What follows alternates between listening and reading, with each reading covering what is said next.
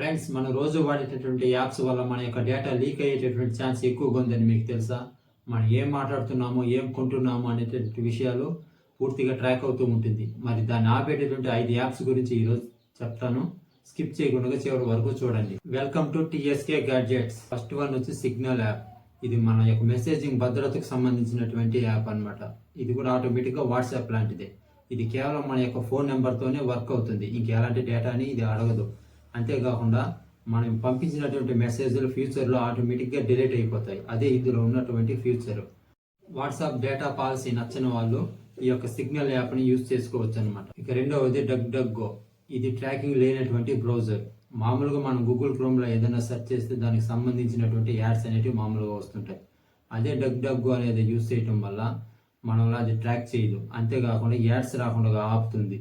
ఒక fire button నొక్కితే మనము హిస్టరీ మొత్తం పూర్తిగా డిలీట్ అయిపోతుంది అనమాట అప్పటికప్పుడే. అదే ఇందులో ఉన్నటువంటి ఫీచర్. ఇక మూడవది బిట్ వార్డెన్. దీనే పాస్వర్డ్ మేనేజర్ అని కూడా అంటారు.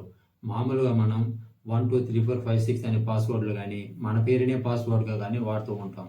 అలా వాడడం వల్ల హ్యాక్ అయ్యేటటువంటి ఛాన్సెస్ చాలా ఎక్కువగా ఉంటుంది. దీన్ని బిట్ వార్డెన్ అనేటువంటి యాప్ను వాడడం వల్ల అది ఏం చేస్తుంది అంటే ప్రతి అకౌంట్కి కష్టమైనటువంటి పాస్వర్డ్ని క్రియేట్ చేస్తుంది. అలా చేయటం వల్ల హ్యాక్ అయ్యేటువంటి ఛాన్సెస్ అసలు ఉండదు. అదే ఇందులో ఉన్నటువంటి ఫ్యూచర్. ఇక నాలుగవది ప్రోటాన్ మెయిల్. దీని సురక్షితమైన మెయిల్ అని కూడా మనం చెప్పొచ్చు. మన నార్మల్ ఈమెయిల్స్ అయితే హ్యాక్ అయ్యేటటువంటి ఛాన్సెస్ చాలా ఎక్కువగా ఉంటాయి.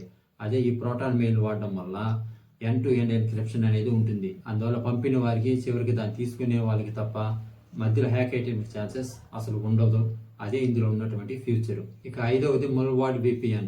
దీన్ని వాడటం వల్ల మన పబ్లిక్లో వైఫై వాడుతున్నప్పుడు హ్యాకర్లు మన యొక్క మొబైల్లోకి రానికుండా చూసేటటువంటి బాధ్యత దీనిదే అనమాట. నేను చెప్పినటువంటి ఈ 5 యాప్స్ వాడటం వల్ల మీ యొక్క డిజిటల్ లైఫ్ అనేది 90% వరకు సేఫ్గా ఉంటుంది.